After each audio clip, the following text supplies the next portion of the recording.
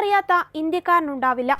ഉപ്പ് തൊട്ട് കർപ്പൂരം വരെ ഇന്ത്യയെ ആഗോള ബ്രാൻഡാക്കി മാറ്റുവാൻ ടാറ്റ നൽകിയ സംഭാവന ഒരേ സമയം ഇന്ത്യക്ക് അഭിമാനവും ഊർജവുമാണ്.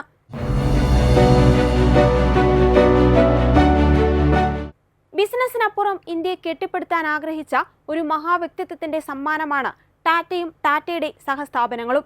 ഇന്ത്യയുടെ GDPയിൽ ഏകദേശം 4% ടാറ്റ സംഭാവന ചെയ്യുന്നു.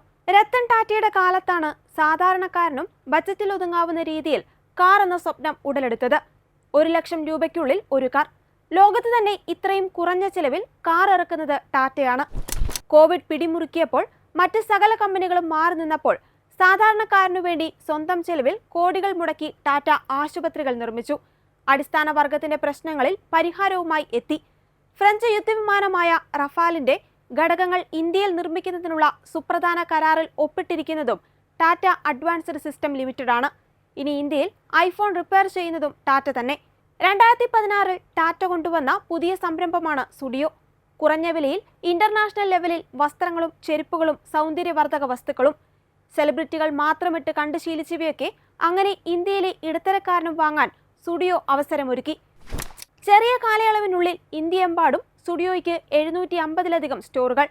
ടാറ്റയുടെ ബ്രാൻഡുകൾ ഇസ്രായേലിനെ പിന്തുണയ്ക്കുന്നുവെന്ന് ആരോപിച്ച് മുസ്ലിങ്ങൾ ടാറ്റയുടെ ബ്രാൻഡുകൾ ബഹിഷ്കരിക്കണമെന്ന് ആഹ്വാനം ചെയ്തുകൊണ്ട് ജമാഅത്ത് ഇസ്ലാമിയുടെ വിദ്യാർത്ഥി സംഘടന ഇന്നലെ രംഗത്ത് വന്നിരുന്നു. കോഴിക്കോട് നടന്ന ക്യാമ്പയിനിൽ ഉയർത്തിപ്പിടിച്ചത് പാലസ്തീൻ പതാകകളായിരുന്നു.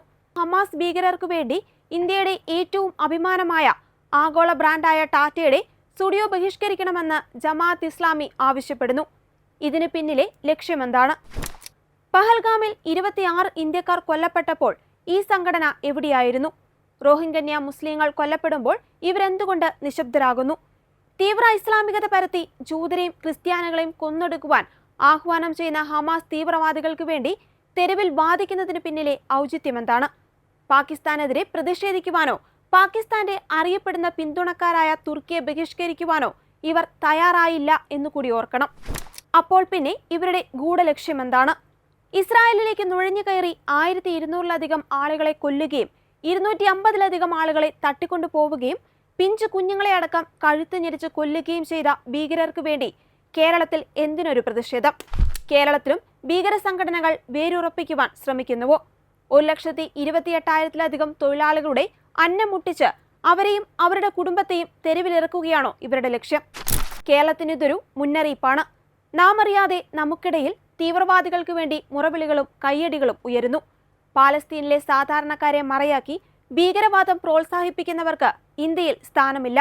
ഇന്ത്യ എന്ന ജനാധിപത്യ രാജ്യത്ത് ഉയരേണ്ടത് ഭീകരതയല്ല, അതിന്റെ സൃഷ്ടാക്കളും വക്താക്കളുമാകാൻ നമ്മുടെ തലമുറയെ അനുവദിച്ചുകൂടാ.